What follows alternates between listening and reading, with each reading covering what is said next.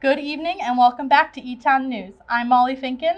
And I'm Lexi Benninger. Etown does Pride, Campus Fashion Show, and more coming up after this. The Elizabethtown College Store is your one-stop shop for all things college. There's no need to run to the mall for your favorite brands when you could stay on campus and shop for school-issued apparel.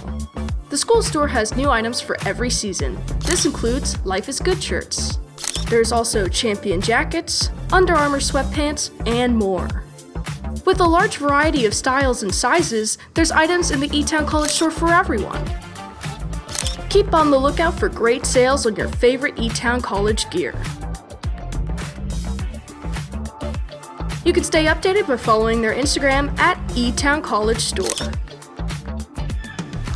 This store takes student charge, creating a worry-free shopping experience. The Etown College Store is located in the Brosman Commons, open Monday to Friday from 9 a.m. to 5 p.m. Visit the Elizabethtown College Store, the perfect fit for you.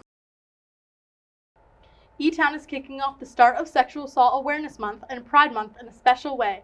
This Monday from 11 a.m. to 5 p.m., the Institute for Engagement, Mission, and Impact and Gender Sexuality Awareness Club will host a tabling session on the BSC patio. The event will showcase community art and provide students with helpful resources. The event signifies Etown's commitment to uplifting members of the LGBTQ+ community and standing in solidarity with survivors. A reminder for students that some of Etown's facilities will be operating with different hours this weekend. The Bauer Center closed yesterday at 6 p.m. and will remain closed throughout the weekend. It will reopen on Monday at 6 a.m. and resume normal hours. The Jay's Nest will be closed today and tomorrow, then reopen Sunday at 4. Lastly, the Blue Bean Cafe is over the weekend beginning today and will be open for business starting on Monday at 7:45 a.m. Anime and comic convention season is about to begin, and the Institute for Engagement, Mission, and Impact is honoring it in a unique way. Head to the BSC Birdcage this Thursday at 3:30 p.m. for a meaningful night of crafts and conversation. The conversation will explore how themes of consent, queerness, and power dynamics show up in popular comics and graphic novels. Students are encouraged to voice their opinions on the role of media in LGBTQ+ storytelling. Summer is closer than you may realize, which means time to get an internship is running out. If you do have an internship lined up, it's a good idea to get some preparation ahead of time. The Career Development Center is holding an orientation for students looking for help. There will be interactive experiences with professionals to network and learn from. It's meant to help you stand out, build meaningful relationships, and improve your proficiency. You can register on Handshake using the link below. Now here's Nathan Hoffer with your weekly sports update. Thanks, Katie. It's been another busy week for Etown Athletics with a lot of close games for the Blue Jays. Men and women's tennis both struggled against Scotia on Saturday. The men were swept 7-0. The top singles and double players were unable to win any of their matches. They now stand at 3-5 on the season, and Goucher improved 6-3. The women were able to win one match, but still lost 1-6. Julia Kiernan and Taylor Dukes won their doubles competition 6-3. Unfortunately, all their single competitors lost. They fall to 2-6 as both teams will take on Juanita today at 4. Softball came away with 2 wins in their doubleheader matchup against Hood College. They opened the series with a strong offensive fury, winning 11-3. Brooke Hutchko had 3 hits, followed by Hannah Long and Jess Dunn with 2. Game 2 was much tighter for the Jays. They entered the 6th inning tied 3-3. Jess Dunn hit a clutch double to drive in a run. Then Brooke Capozzoli hit a RBI to extend the lead. Hood was able to get one more run in the 7th, but Etown held on to win 5-4. They'll travel to Wilkes tomorrow for another landmark doubleheader. Despite trailing by 4 runs after the first inning, the baseball came back against Catholic on Tuesday to win 7-6. Alex Perrin had 3 hits on 4 at-bats. He also had the game-winning single to bring in the winning run in the bottom of the 9th. Nick Ferretti and Alex McLean and Tommy Kanokis each had 2. Paul Kevitz got the win on the mound after pitching 2 scoreless innings. They improved to 15-6 as they take on Wilkes this weekend. It was a tough weekend for both lacrosse teams as they fell to Scranton. The men's were down by 1 entering the fourth quarter, but were unable to complete the comeback. Brent Whelan led the team with 3 goals. Jay Rodriguez and Tristan Coleman each had 2. Ben Zatiz played the full game in goal and had 5 saves. It wasn't as close for the women's team as they lost 19-8 against the 15 nationally ranked team. The Blue Jays trailed 13-4 at halftime and only fell further in the second half. Haley Meyer had 4 goals, while 4 other players each scored 1. They're hosting Lycoming today at 5 for senior night, where they'll continue the push for their landmark playoffs. The men's volleyball team won their first landmark conference match of the season against Wilkes last Friday. They won all 3 sets comfortably to sweep the Colonels. Mason Boyer had 11 kills, while Logan Smith was right behind with 10. They're moving into the end of the season on a high note, standing at 18-9. The team is back in action tomorrow against Stephen and Valser in Poughkeepsie, New York. The matchup for the Final Four in March Madness have been set. Arizona will take on Michigan in a clash of 2 number 1 seed powerhouses. UConn pulled off a major upset against Duke last Sunday and will take on Illinois tomorrow evening. As of now, Michigan and UConn are expected to win their games, but anything can happen in March.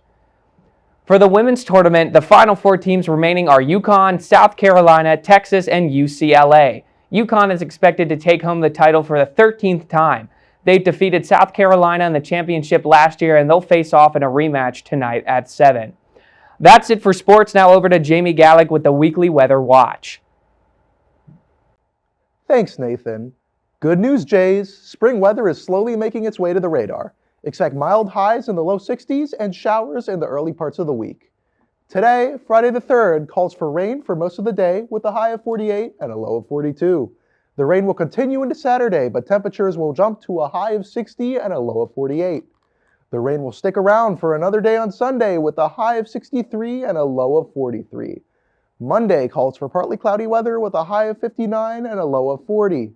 Tuesday calls for another partly cloudy day with a high of 55 and a chilly low of 34. The sun will make an appearance on Wednesday with a high of 58 and a low of 43. And finally, Thursday calls partly cloudy weather with a high of 64 and a low of 46. That's all for this week's Weather Watch. I'm Jaime Gallick. Now back to Molly and Lexi in the studio. An investigation is underway after a pro-Iranian group claims to have hacked the director of the FBI's personal accounts. Over the weekend, the group known as Handala posted photos and other personal documents belonging to FBI Director Kash Patel. The photos and documents date back to over a decade ago. They appear to relate to Patel's personal travels and business in the 2010s. In a statement, the FBI said they are aware of the hack and are taking all necessary steps to solve the issue. The identity of the hackers remains unknown, but the Trump administration is offering a nearly $10 million reward for any information leading to their capture. 10 million protesters took to the streets last Saturday in one of the largest demonstrations in U.S. history. Over 3,000 No Kings Rally protests of Trump administration took place across all 50 states. The rally in St. Paul, Minnesota was designated as the flagship event. The state was the site of 2 recent fatal shootings of citizens by the federal agents. Celebrities and public figures like Bruce Springsteen, Jane Fonda, and Senator Bernie Sanders attended the St. Paul rally. The movement crossed international borders with rallies taking place in more than a dozen other countries. Rallies in major cities like Paris, Rome, and London drew large crowds. President Donald Trump issued new threats to Iran's civilian infrastructure if a deal is not reached shortly. In a social media post last Monday, the president threatened complete obliteration if the Strait of Hormuz is not immediately reopened and a ceasefire is reached. As of filming, the strait remains closed as oil prices in the U.S. and abroad continue to skyrocket. The president suggested that U.S. troops could potentially seize Iran's largest oil export site, Karg Island. Trump has claimed to be making diplomatic progress, but Tehran denies negotiating directly. After a nearly 2.5-year wait, Kanye West released his 12th solo album, Bully. It debuted early last Saturday on Spotify before coming to other streaming platforms after. There are 18 songs with a runtime of just 42 minutes. Some well-known artists are featured on the album, included Travis Scott, CeeLo Green, Don Toliver, and Andre Troutman. Not included in the album was Artificial Intelligence. West received backlash from fans after using it on his last album, Vultures 2. After weeks of romance rumors, Amanda Batula and Weston Wilson have confirmed their relationship. The stars of Bravo Network's Summer House shared a joint statement on Instagram admitting their friendship evolved into something more. It's controversial among fans because West dated one of Amanda's best friends, Ciara Miller. Amanda is also still married to Kyle Cook, though the couple is separated with the intention of divorce. Ciara has unfollowed both West and Amanda on Instagram, and the tension grows between former friends. Project Hail Mary surpassed $300 million at the box office, making it the highest-grossing film of the year. There was only a 32% drop from its opening weekend, which is relatively low for a blockbuster. Usually, they decrease by 50 to 70% in their second weekend. The film stars Ryan Gosling as Ryland Grace. He plays a science teacher tasked with saving the world when the sun begins to dim. It currently has a 95 on Rotten Tomatoes. That's all for this week, Jays. Be sure to follow us on Instagram and Facebook at ECTV40 for all the latest updates on our show. I'm Lexi Benninger. And I'm Molly Finkin. Have a great week, and remember to Take flight, Etown!